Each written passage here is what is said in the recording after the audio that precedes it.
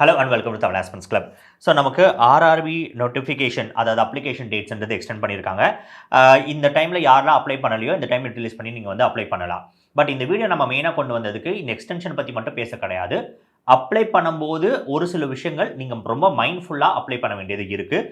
சில இடத்துல நீங்கள் தப்பு பண்ணுற பட்சத்தில் அப்ளிகேஷன் இன்வாலிட் ஆகிறது மட்டும் கிடையாது, இந்த எக்ஸாம்லேருந்து நம்ம டிபார் ஆகிறதுக்கு சான்சஸ் இருக்குது. டிபார் இந்த சென்ஸ் ஃபியூச்சரில் இதுக்கப்புறம் நம்ம வந்து ரயில்வேஸ் எக்ஸாம் யோசிச்சு பார்க்க முடியாது, நம்மளை டிபார் பண்ணிடுவாங்க.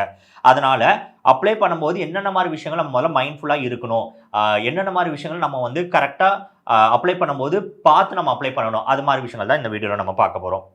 இதில் ஃபஸ்ட்டு நான் சொல்ல விரும்புகிறது, இந்த எஸ்சி எஸ்டிக்கான ஃப்ரீ ட்ராவல் பாஸ்ன்றது ரயில்வேஸ் கொடுக்குறாங்க.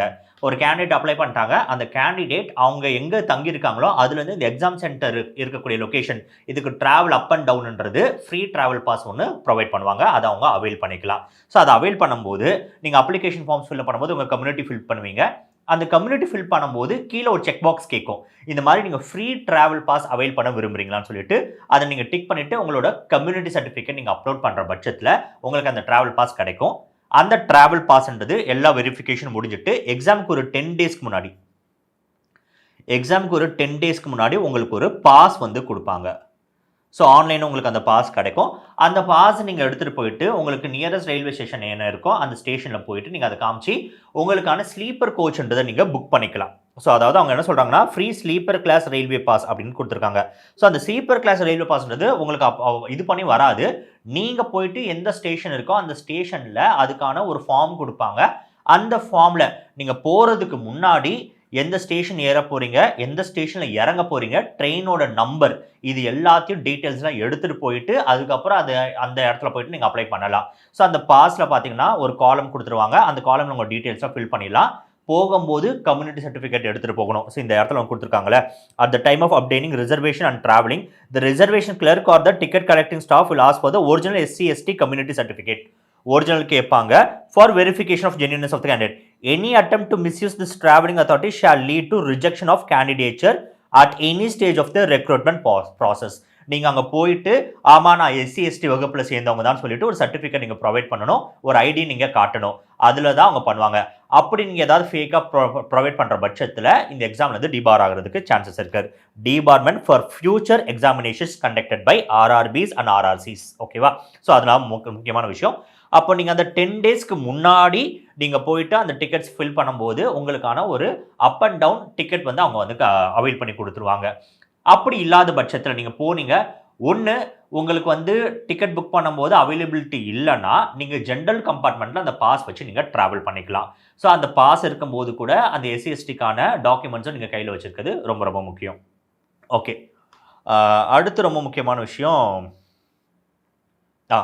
போஸ்ட் ப்ரிஃபரன்ஸ் கொடுக்கும்போது நிறைய பேருக்கு கேள்வி வருது, எதை நம்ம கொடுக்க, எதன் அடிப்படையில் நான் போஸ்ட் ப்ரிஃபரன்ஸ் கொடுக்கும்போது. ஸோ போஸ்ட் ப்ரிஃபரன்ஸில் இப்போ 2 விஷயம் தான் நம்ம பார்ப்பாங்க. ஒன்று ஒர்க்லோடு எவ்வளோ தூரத்துக்கு இருக்குது நம்ம பார்ப்பாங்க. ரெண்டாவது சேலரியை மைண்ட்ஃபுல்லாக வச்சுருப்பாங்க. சப்போஸ் சில பேருக்கு ஒர்க்லோடு வந்து கம்மியாக இருக்கணும், சேலரி வந்து பரவாயில்ல அப்படின்னு நீங்கள் சில பேர் நினைக்கலாம். சில பேர் வந்து ஒர்க்லோடு எவ்வளோ இருந்தாலும் பரவாயில்ல, பட் சேலரி எனக்கு நல்லா இருக்கும்னு நினைக்கலாம். ஸோ அவங்க போஸ்ட் ப்ரிஃபரன்ஸ் கொடுக்கும்போது இந்த அடிப்படையில் கொடுக்குறது நல்லது. மொத்தமே இந்த 5 போஸ்ட் தான் இருக்குது. ஒர்க்லோடு தான் எனக்கு கம்மியாக இருக்கணும் அப்படின்னு நினச்சிங்கன்னா இந்த ஆர்டரில் நீங்கள் போகிறது best. So first junior accountant assistant, இதுக்கு டைப்பிங் தெரிஞ்சிருக்கணும். இதுக்கும் நமக்கு சீனியர் கிளர்க்குக்கும் டைப்பிங் இருக்கணும். ஸ்டேஷன் மாஸ்டர், அதுக்கப்புறம் commercial ticket clerk, goods train manager. So goods train manager உள்ளதில் கொஞ்சம் ஒர்க் ஜாஸ்தியானது அண்ட் இதில் பேயும் அதில் அதிகமாக இருக்கும். பட் இதுவே சேலரி நீங்கள் பார்க்கும்போது இப்போ கூட்ஸ் ட்ரெயின் மேனேஜராக இருந்தீங்கன்னா ஒரு 80 to 85K உங்களுக்கு இன்ஹேண்ட் வரும். கமர்ஷியல் டிக்கெட் கிளர்க் பார்த்தீங்கன்னா 60 to 65K. ஸ்டேஷன் மாஸ்டர் வந்து 60 to 65K அதுவும் இருக்கும். சீனியர் கிளர்க் பார்த்தீங்கன்னா 50K அண்ட் ஜூனியர் அக்கௌண்ட் அசிஸ்டண்ட்டும் 50K. சப்போஸ் சேலரி அதிகமாக எனக்கு இருக்கணும் அப்படின்னா இந்த ஆர்டர் ஃபஸ்ட்டு இது, அதுக்கப்புறம் இந்த ஆர்டரில் நம்ம போகிறது பெஸ்ட். ஓகேவா? ஸோ அப்போ நீங்கள் போஸ்ட் ப்ரிஃபரன்ஸ் கொடுக்கும்போது இந்த மாதிரி விஷயங்களை மைண்ட்ஃபுல்லாக வச்சு கொடுக்குறது நல்லது. அண்ட் அண்டர் கிராஜுவேட் பொறுத்த வரைக்கும் நமக்கு சேலரியில் ரொம்ப பெரிய வித்தியாசம் இருக்காது. அதனால் ஒர்க்லோட பேஸ் பண்ணி தான் போட்டிருக்கோம். ஸோ இந்த ஆர்டரில் ஒர்க்லோட பேஸ் பண்ணி நீங்கள் உங்கள் ப்ரிஃபரன்ஸ் கொடுக்குறது நல்லது. ஸோ அகைன் இது ஒரு சஜஷன் தான், பட் உங்களுக்கு எப்படி தோணுதோ நீங்கள் அதுக்கேற்ற மாதிரி நம்ம கொடுத்துக்கலாம். ஓகே, அடுத்து அப்ளிகேஷன் இன்வாலிட் ஆகிறதுக்கான சிச்சுவேஷன்ஸ் என்னன்றது பார்க்கலாம். ஸோ ஃபஸ்ட்டு இன்வாலிட் ஃபோட்டோஸ் எப்படிலாம் இன்வாலிட் ஆகும் அப்படின்றது on account of black and white. So black and white ஃபோட்டோவும் இருக்கக்கூடாது. Photo with cap or wearing goggles. So காகல்ஸோ இல்லை கேப்போ போட்ட மாதிரி ஃபோட்டோஸ் இருக்கக்கூடாது. Photos are disfigured, small size, full body, showing only one side view of the face. ஏன் இந்த one side view of the ஃபேஸ்லாம் காட்டுறாங்கன்னா, இன்கேஸ் நீங்கள் செல்ஃபிலாம் எடுக்கிற பட்சத்தில் ஃபேஸ் ஒரு சைடாக மாறதுக்கு சான்சஸ் இருக்குது. ஏன்னா கரெக்டான உங்களுக்கு ஆங்கிள் பார்க்க தெரியாது. தயவு செய்து ஃபோட்டோவில் செல்ஃபீஸ் எடுத்தோ இல்லை ஃபோட்டோ வச்சு நீங்கள் ஒரு ஃபோன்ஸை வச்சு அதை கேமரா பிடிச்சி அதில் ஒயிட் பேக்ரவுண்ட் பண்ணுறது வேணாம். ஒரு ஸ்டுடியோ போங்க, அவங்க கிட்ட இந்த ஸ்பெசிஃபிகேஷன் சொன்னீங்கன்னா அவங்களே பக்காவாக எடுத்து கொடுப்பாங்க. ஸோ இந்த மாதிரி விஷயங்களை விளையாட வேணாம். அப்புறம் unrecognisable photos, photostat copy of photo. Again ஒரு ஃபோட்டோவை மறுபடியும் ஃபோட்டோ காப்பி மாதிரி எடுத்து பண்ணக்கூடாது. Group photo, selfie taken by mobile. Photo taken by mobile அறவே கூடாது. ஒரு ஸ்டுடியோவில் எடுத்ததாக தான் இருக்கணும். மாஃப் பண்ணியிருக்கக்கூடாது. Online application without photo among others. So again online application photo இல்லாமல் இருந்தாலும் நமக்கு பிரச்சனை ஆகிடும். அப்புறம் signature in capital or block letters.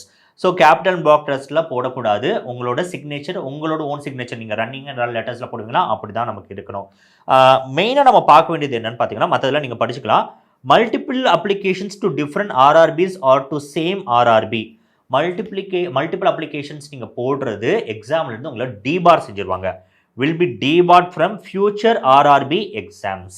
In such case, all applications will be rejected and such candidates will be debarred. அப்போ யாரெல்லாம் multiple applications கொடுக்குறாங்களோ அவங்கள எக்ஸாமில் வந்து டிபார் பண்ணுவாங்க. கேண்டிடேட்ஸ் நேம் ஃபிகரிங் இந்த debar list of any RRB and RRC. Again இப்போ இதுக்கு முன்னாடி யாராவது வந்து ஏதாவது பண்ணியிருந்து உங்களுக்கு அந்த லிஸ்ட்டில் இருந்துச்சுன்னா அவங்களே அவங்க டிபார் பண்ணிடுவாங்க. Incomplete or incorrectly filled application, any other irregularity which are observed and considered as invalid by RRB. RRB எதெல்லாம் இன்வாலிட்னு சொல்லிட்டு லிஸ்ட் கொடுத்துருக்கோம்.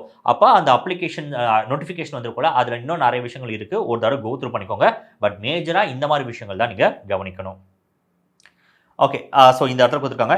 In case the application is rejected, candidates will be able to view their status.